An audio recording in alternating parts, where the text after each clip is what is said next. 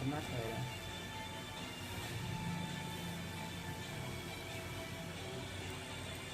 Vẫn nơi đời nhớ anh mơ được em thích hoa hồng vào mùa đông, được anh ôm phía sau lưng, anh nói bao năm qua bao nơi anh cảm thấy rất nhớ nhung, vậy mà ai là người cho em yên bình.